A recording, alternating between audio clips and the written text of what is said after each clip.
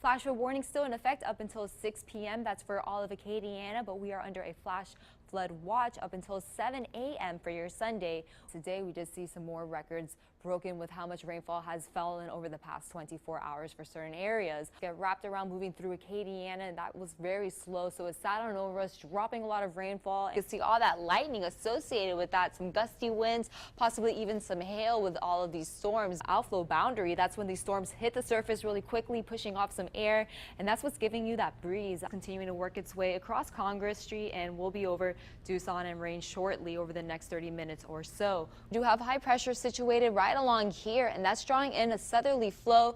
Well, good morning, sunshine. Welcome to Pod Spot 2. It is 6:30 on a Thursday morning. I'm Jeff Horchak, joined by Brooke Silver. And Brooke, good morning. Good morning, Jeff. It's so fun to be with you on this Thursday. It's another hot one there for us, and it's pretty muggy.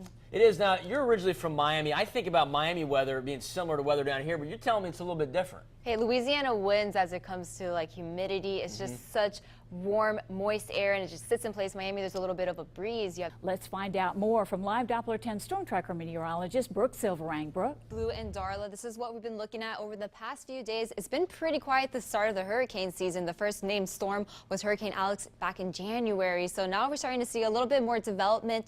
This is actually Invis 97. It could become Tropical Storm Earl over the next 48 hours. But at the moment, there's actually no circulation. It's just a cluster of storms, a tropical wave, and as it sits about 270 miles east of Jamaica, it'll continue on a westward track. Now, this isn't actually the path of it, but this is a chance of its formation. It could possibly pass over the Yucatan Peninsula as it begins to form, if it does take any shape whatsoever, but it will not be a threat to Acadiana. But we're looking at some heavy rainfall possibly for the Dominican Republic and also for Haiti over the next 48 hours. But for us here, we did have a few clouds, very typical summer-like trends still in place. Temperatures.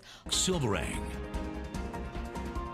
Good evening, and thank you for joining us on this Saturday. Let's talk about those tropics right now. We do have some activity going on.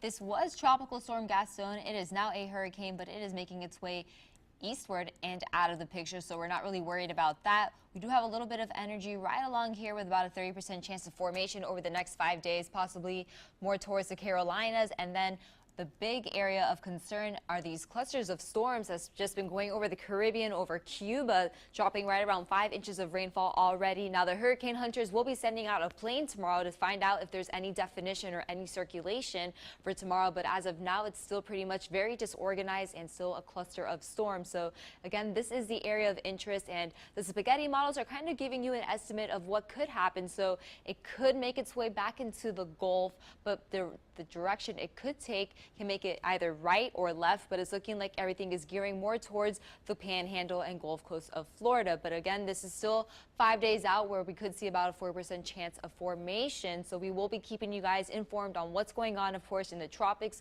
over the next few months of this hurricane season.